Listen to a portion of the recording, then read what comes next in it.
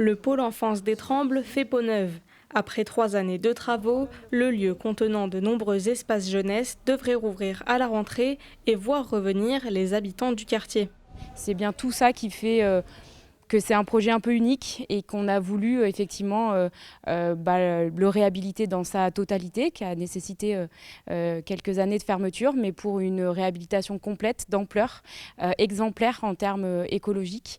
Et on est très très fiers d'en être arrivé à la visite de fin de chantier et avec pas de retard et une rentrée scolaire qui se prépare très sereinement dans ces très très beaux locaux. Il y a eu très peu de plaintes parce que c'était un chantier qui était bien maîtrisé en termes d'horaire, de bruit, de qualité des matériaux aussi, qui faisait que on était dans un endroit et un chantier très calme par rapport à d'autres. Cet espace regroupe, entre autres, une école, une crèche, un centre de loisirs ou encore un gymnase. La caisse d'allocation familiale de l'Isère a tenu à contribuer au projet en le finançant à hauteur de 80 000 euros.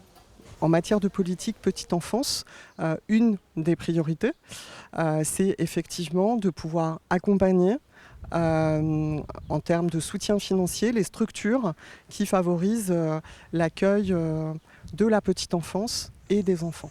Et très clairement, ce projet s'inscrit vraiment dans une offre d'accueil globale en direction des parents et des enfants. Donc on va voir comment ces structures évoluent. Est-ce que le fait de mettre en place ce pôle très ouvert, est-ce que ça va faire émerger des nouveaux besoins? Et est-ce que ces nouveaux besoins auront besoin d'un accompagnement qui rentre dans le cadre des missions de la CAF? Si c'est le cas, on sera présent. Le pôle enfance d'Étrembles n'a pas seulement été rénové en apparence, mais aussi en profondeur, puisqu'un matériau peu commun vient combler les murs, la paille. Compactée, elle permet une meilleure isolation en gardant la fraîcheur en été et la chaleur durant l'hiver. C'est un matériau évidemment pas cher, c'est rentre dans le cycle de la production agricole, donc ça permet de récupérer des matériaux qui soit sont pour les animaux, soit jetés. Donc vraiment pas très cher au niveau de son achat et même de son acheminement.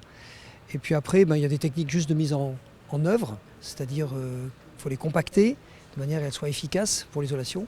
Son cycle depuis la nature, où elle pousse, et l'utilisation et ensuite éventuellement la restructuration d'un bâtiment qui aurait été fait en paille, c'est vraiment quelque chose qui consomme très peu d'énergie et qui surtout ne pollue pas non plus.